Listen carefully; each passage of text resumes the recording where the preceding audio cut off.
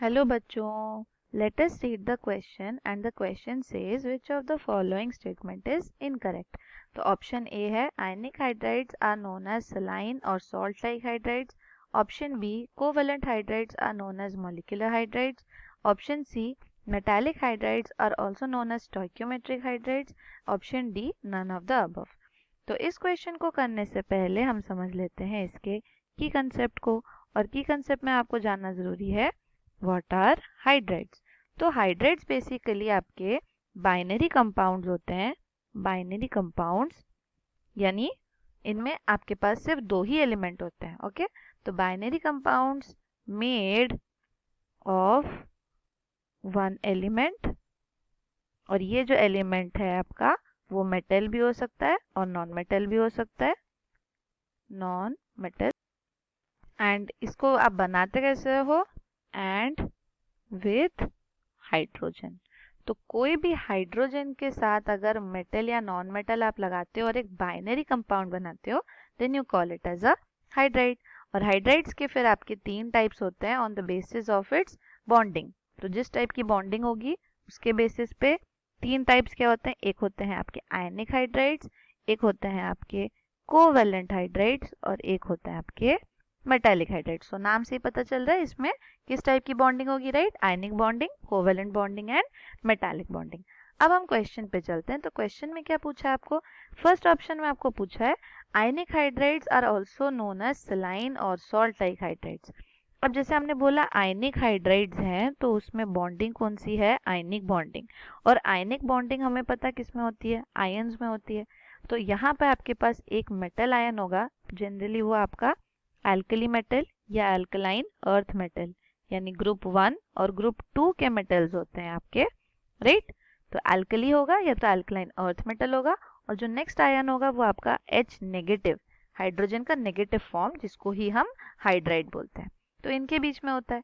अब हमें पता है जनरली जो हमारे एल्कली होते हैं वो सॉल्ट टाइप का स्ट्रक्चर बनाते हैं, राइट? और यहाँ पे भी देखा गया जब हमने आयनिक हाइड्राइड्स की फर्दर स्टडी की, तो इनका जो स्ट्रक्चर होता है, स्ट्रक्चर वो क्रिस्टलिन नेचर और रॉक सॉल्ट टाइप का होता है। रॉक सॉल्ट, रॉक सॉल्ट यानी जो हम खाते हैं नमक, NaCl का स्ट्रक्चर, राइट? तो उसका सॉलिड स्टेट स्ट्रक्चर NaCl जैसा था, जिसके वजह से इनके जो नेचर है, इनका जो प्रॉपर्टीज हैं वो काफी सॉल्ट लाइक होते हैं।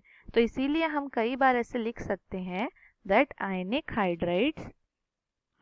Hydrides are similar to salt hydrides. Salt hydrides क्योंकि इनका जो आप नेचर देखोगे, बॉइलिंग पॉइंट है और इनकी कंडक्टिंग स्टेट है, ये नॉन कंडक्टिंग होते हैं, non conducting in solid state. और हमारा NaCl भी क्या होता है? आप सॉलिड स्टेट में लेते हो तो कंडक्ट नहीं करता, वाटर में डिसॉल्व करने के बाद ही उसमें कंडक्शन शो करता है।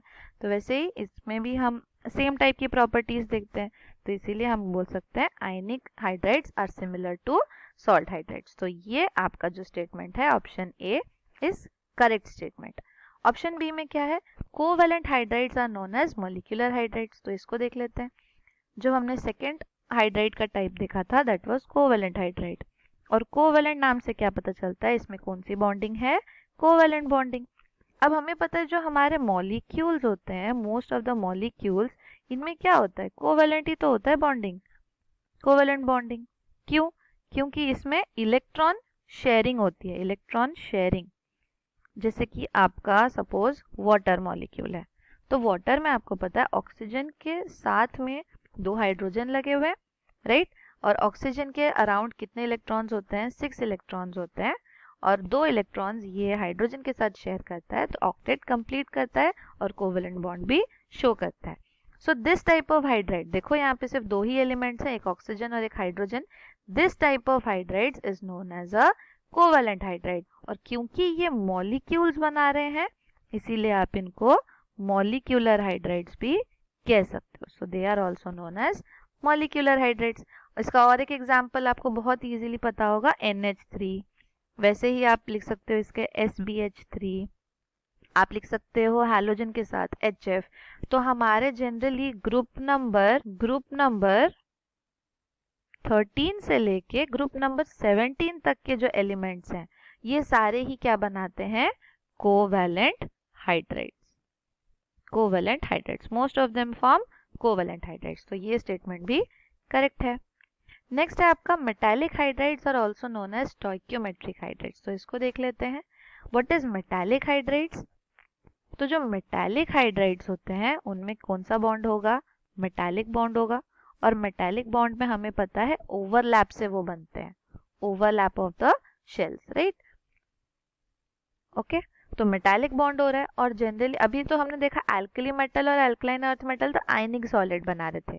तो मेटालिक हाइड्राइड्स कौन बनाते हैं, जो हमारे ट्रांजिशन एलिमेंट्स होते हैं, यानी आपके डी ब्लॉक एलिमेंट्स, और जो आपके इनर ट्रांजिशन एलिमेंट्स होते हैं, इनर ट्रांजिशन एलिमेंट्स यानी लैंथेनाइड एक्टिनाइड्स, इनको हम क्या बोलते हैं, एफ ब्लॉक एलिमेंट्स, राइट। तो ये दोनों हाइड्रोजन के साथ मिलके क्या बनाते हैं, मेटालिक हाइड्राइड्स, और इनके बीच में होता है मेटालिक टाइप ऑफ बॉन्डिंग। तो होता क्या है, इनका फॉर्मेशन क्या होता है, हम पहले एक मेटल का पीस लेते हैं, जो भी ट्रांजिशन मेटल हो या इनर ट्रांजिशन मेटल हो, और उसको हम certain amount of heat provide करते हैं। तो इसके जो सरफेस एटम्स होते हैं वो एक्टिवेटेड हो जाते हैं। अब इसके ऊपर से आप क्या करते हैं, आप इसके ऊपर से हाइड्रोजन पास करवाते हैं। अब हाइड्रोजन क्या होता है, डाइहाइड्रोजन हमेशा गैसियस फॉर्म में होता है, राइट। तो आप इसके ऊपर से जैसे ही हाइड्रोजन पास कराते हैं, certain amount of hydrogen atoms आके इसके सरफेस पे स्टिक कर जाते हैं। और स्टिक करते हैं तो क्या होता है, जो हमारा सॉलिड होता है, सॉलिड के अंदर कुछ लैटिस पॉइंट्स होते हैं या कॉर्नर पॉइंट्स होते हैं, राइट। इन सॉलिड के अंदर वो जो H2 है वो पेनिट्रेट कर जाता है और इनके इंटरस्टिशियल प्लेसेस पे बैठ जाता है, इंटरस्टिशियल साइड्स पे बैठ जाता है। कौन, हाइड्रोजन बैठ जाता है। लैटिस पॉइंट्स पे क्या होते हैं, मेटल एटम्स होते हैं आपके। तो इसीलिए, क्योंकि अब ये चीज बाद में देखा गया कि सारे ही इंटरस्टिशियल नहीं होते, कुछ इनमें से होते हैं, लेकिन उससे पहले ही मेटालिक हाइड्राइड्स का नाम आपने इंटरस्टिशियल हाइड्राइड्स भी देख सकते हो। तो वहां पे आप लिख सकते हो metal hydrides are also known as interstitial hydrides, interstitial hydrides. अब यहाँ पे पूछा गया है लेकिन स्टोइकियोमेट्री के बारे में। तो स्टोइकियोमेट्रिक किसको हम बोलते हैं, अगर कोई चीज स्टोइकियोमेट्रिक है उसका मतलब क्या है, यानी अगर आपने एक एलिमेंट का 1% लिया तो दूसरे का भी 1 लेंगे, या फिर कोई होल नंबर में लेंगे, तो तब आप बोलोगे कि जो स्टोइकियोमेट्री है वो फुलफिल्ड है। जैसे कि आपका NaCl में Na के आप 1 मोल लेते हो तो Cl के भी आप 1 मोल लेते हो। या फिर अगर आपका H2O है, H2O में H के आप 2 मोल लेते हो तो आप 1 मोल ऑफ ऑक्सीजन लेते हो। लेकिन मेटल हाइड्राइड्स में क्योंकि जो हाइड्रोजन है वो इतना छोटा है और वो मोस्टली आपके इंटरस्टिशियल प्लेसेस को ऑक्यूपाई करता है, तो क्या होता है, इनमें स्टोइकियोमेट्री फॉलो नहीं होते। तो हम यहाँ पे लिख सकते हैं they are non stoichiometric, non stoichiometric, यानी इनमें क्या नहीं होगा, इनमें होल नंबर मल्टीपल्स नहीं होंगे। जैसे कि एग्जाम्पल है आपका लैंथेनम हाइड्राइड, यहाँ लिख लेते हैं लैंथेनम हाइड्राइड। तो लैंथेनम हाइड्राइड में ये La1 और H1 लगना चाहिए, बट ये एक्चुअली H2.8 होता है, यानी 1 mole of lanthanum has 2.8 moles of hydrogen. तो आप बोलोगे ये तो फिर फुलफिल ही नहीं करता, आपके रूल्स ब्रेक करता है। तो नहीं, ऐसा नहीं है, क्योंकि मैंने अभी बोला कि ये जो इंटरस्टिशियल साइड्स है उनको ऑक्यूपाई करता है, इसीलिए आप हाइड्रोजन को 2.8 लिख सकते हैं। तो इसीलिए जो हमारे मेटल हाइड्राइड्स हैं they all are non stoichiometric, ये आपको जानना जरूरी है। तो अब स्टेटमेंट वाइज, इसीलिए आपका जो स्टेटमेंट नंबर सी है ये इनकरेक्ट है। So our final answer is option C, metallic hydrides are non-stoichiometric, they are not stoichiometric hydrides. So hope you understood it well. Best of luck.